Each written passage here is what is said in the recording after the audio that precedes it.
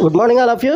మనకైతే ఎప్పుడైనా ఏదైనా రెఫ్రిజరేటర్ రిపేర్ చేయడానికి వెళ్ళినప్పుడైతే మనం దాంట్లో అయితే ముందుగా మనం రెఫ్రిజరెంట్ అనేది ఉందో లేదో చూసుకోవాలి ఫ్రెండ్స్. అలా ఉందో లేదో చూసుకుని రెఫ్రిజరెంట్ అనేది లేదు అని కన్ఫర్మ్ అయినప్పుడు మీరు ఏదో మళ్ళీ రెఫ్రిజరెంట్ అనేది రీఫిల్ చేయడం అనేది చాలా తప్పు ఫ్రెండ్స్. ఎందుకంటే అలా రీఫిల్ చేస్తే ఆ లీకేజ్ని బట్టి మనకి ఎంతకాలం అయితే ఆ లీక్ని బట్టి మనకి కొంతవరకు మాత్రమే ఆ రెఫ్రిజరెంట్ ఉండి మళ్ళీ లీక్ అయిపోయే అవకాశం ఉంటుంది అనమాట. అందుకనే ఎవరైనా సరే రెఫ్రిజరెంట్ లేదు అని అనిపించినప్పుడు ఖచ్చితంగా దాంట్లో లీకేజ్ అయితే ఖచ్చితంగా ఉంటుంది ఫ్రెండ్స్.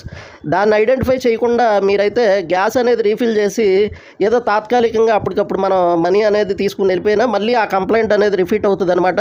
ఖచ్చితంగా మనం ఆ లీక్ని మనం ఐడెంటిఫై చేసి కనిపెట్టి కంప్లీట్గా దాన్ని అయితే ఓకే చేస్తే తప్ప మీకైతే ఆ ప్రాబ్లం అనేది సాల్వ్ అవ్వదన్నమాట. ఈ చిన్న విషయమే కానీ మనం అశ్రద్ధగా వెళ్ళిపోవడం వల్ల మళ్ళీ ఆ కంప్లైంట్ రిపీట్ అయ్యే అవకాశం ఉంటుంది. ఇది అందరూ కూడా జాగ్రత్తగా దీన్ని ఆలోచించండి.